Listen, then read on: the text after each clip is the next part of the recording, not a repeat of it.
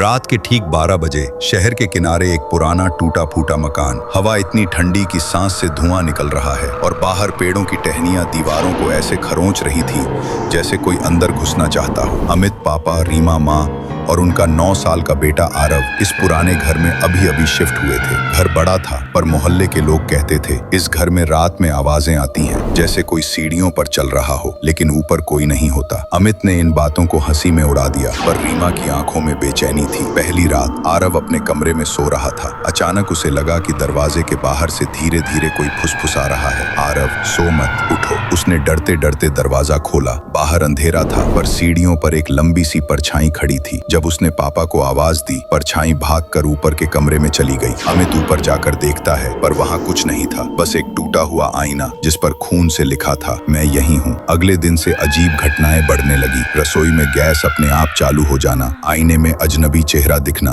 दरवाजों का अपने आप बंद हो जाना। पर सबसे डरावनी बात, आरव की तस्वीरें। रीमा जब फोन में आरव की फोटो देखती तो हर फोटो के पीछे एक काली औरत खड़ी दिखती जिसका चेहरा धुंधला और आंखें बिल्कुल सफेद। अमित को लगा ये उसका वहम है, लेकिन फिर एक रात आरव ने कहा, पापा, वो आंटी आज मेरे बिस्तर के नीचे सो रही हैं। अमित और रीमा ने पुलिस बुलाने का सोचा पर रात को अचानक घर की बिजली चली गई। मोमबत्ती की रोशनी में सीढ़ियों पर गहरे लाल रंग के पैर के निशान दिखने लगे जो ऊपर अटारी तक जाते थे। अटारी का दरवाजा जब खोला तो वहाँ एक पुराना बच्चों का कमरा था। दीवारों पर खून से बने हाथों के निशान और एक पुरानी डायरी पड़ी थी। डायरी में लिखा था, ये बच्चा मेरा है, इसे कोई मुझसे नहीं छीन सकता। मैं वापस आऊंगी हर रात जब घड़ी में 12 बजेगा। रीमा के हाथ कांप रहे थे क्योंकि डायरी में लिखी तारीख कल की थी। अचानक नीचे से आरव की चीख सुनाई दी। दोनों भाग कर गए तो देखा आरव हवा में लटका हुआ था जैसे किसी ने उसका गला पकड़ा हो। रीमा ने जैसे ही उसे छुड़ाया, सामने वो काली औरत खड़ी थी, लंबे बाल, फटे कपड़े और बिना पलक झपकाए सफेद आंखें। उसने सिर्फ एक वाक्य कहा, ये बच्चा अब मेरा है। अगले ही पल आरव और वो औरत दोनों गायब हो गए। सुबह जब पुलिस आई